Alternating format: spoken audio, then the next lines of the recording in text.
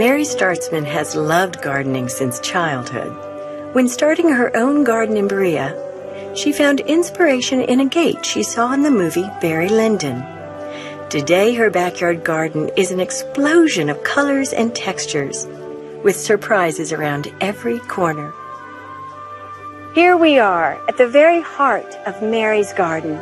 In fact, here's the gate that started it all 28 years ago. This is the entry to the heart, or the hearth in this case, of this garden. The fireplace is the center point, and all the rooms come out like spokes to a wheel.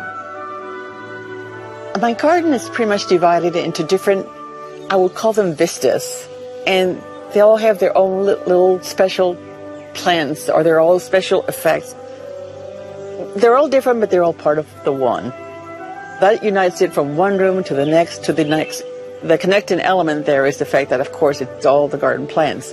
But it's like going from one little microclimate to another little microclimate. It's all a nice little vista that you walk into and get to explore. The main start of practically the bulk of my garden was mail order, because you couldn't get hostas, or you couldn't get hydrangeas, or you couldn't get, they didn't carry them. And now, of course, you can find them in any store. When we bought this property here, it was all a blank slate, more or less. I wanted you to feel, when you came down the path and into the garden, that you were coming into a courtyard. And to have a courtyard, you got to have walls around it. I didn't want the typical fence, so I came up with the idea of using the cedar boards and making it curving. But then I didn't like the solidity of it, and I had those rings. I love rings. They come off a half barrel that had rotted, and so I would take chalk and we would play with where to put them. I love the way it just sort of hugs the interior of the garden. I already had a small in-ground pond, which is not very deep. It's only maybe 16 inches deep. I went to our local store, and they had little baby kois, and sure enough, I bought some, and I read about them, and they said, the koi will grow in proportion to their environment. They didn't read that page, so they just kept growing, and all of a sudden, I knew that they were not going to be able to winter in 16 inches of water. So that's how the koi pond got to be. It's made a nice addition. It's got an arbor on top of it with flowering honeysuckle, and you can put pots around it, and so it's just enriched the garden. Being above ground actually is easier to maintain.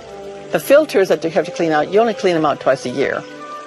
It's got a skimmer box, and the skimmer box does have to be cleaned out maybe every 2 or 3 weeks, depends on how much food they're getting and what season it is.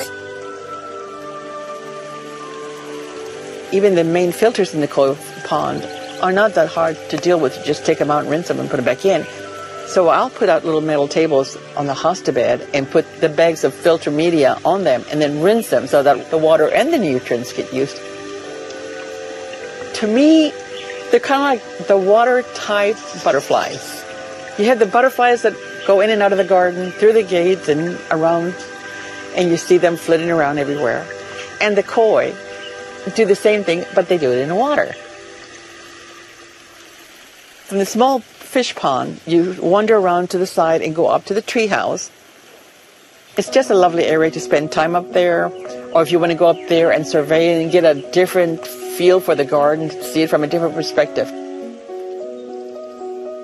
You need to have a sitting area. So there is a sitting area right in the center of the garden that has a table and benches and a very nice stone fireplace. I love fire. I think fire is it's a fascination, I think, since the creation of time, the cavemen discovering it.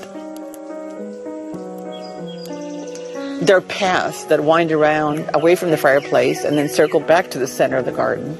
And there's also, from the rose garden near the house, there's a boardwalk that leads you into a nice size, secluded, I call it the side garden. It faces mostly northeast, so it's very shaded. It doesn't get a lot of sunlight. But there's enough light that you can grow some flowering shrubs like hydrangeas or viburnums.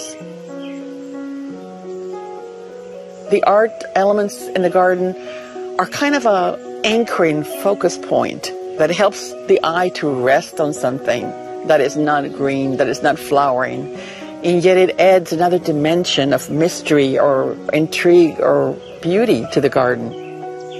I try to, just keep it simple and have just a couple here and there. But I think all those things are important. It raises up the level of the garden, the water, the statues, the fireplace. I was at the rehab store one day. I thought, I'll go in there and see just what they have. And I was walking through the store, and they had these 2 very old bed springs. And they still had horsehair on them. I didn't even know they used horsehair on them. And I thought, what lovely coils that mattress has. It's near the treehouse, so it's sort of a barrier between the wilderness and the maintained garden. I love it in the evening when the sun is setting in the west and it shines through it and lights up some of those coils. Those coils are wonderful. They're really lovely. I think they're lovely. I think they're interesting. Nothing was pre-planned. It was just a matter of feeling the flow. Don't do things in a straight line. Try to keep an air of mystery. Don't see everything at once. Because if you sit in one place and you can see the whole thing, all right, you saw it, you move on. But if you have a curving path, or you have a tree or that's blocking it, or something that's overflowing on a path, and it beckons you, and it's mystery, and you want to see what's on the other side. It wasn't a conscious effort of making rooms. It was just trying to make it interesting, mysterious, exciting. You want to go and investigate. Plants are very forgiving. They're going to come back. You can't kill them unless you really, really have to try hard to kill them. Prune whenever you have time, or transplant whenever you have time.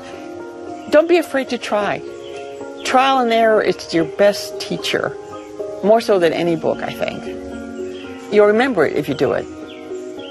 And to me, that's probably the best secret of all. Here we are in Mary Startzman's beautiful backyard garden. Now, mostly it's shade, but as you can see right here, this is a beautiful sunshiny spot, and she's taken advantage of it. She has beautiful Asiatic lilies, she's got daylilies, she's even got coneflower that's just about ready to flower. Stunning roses.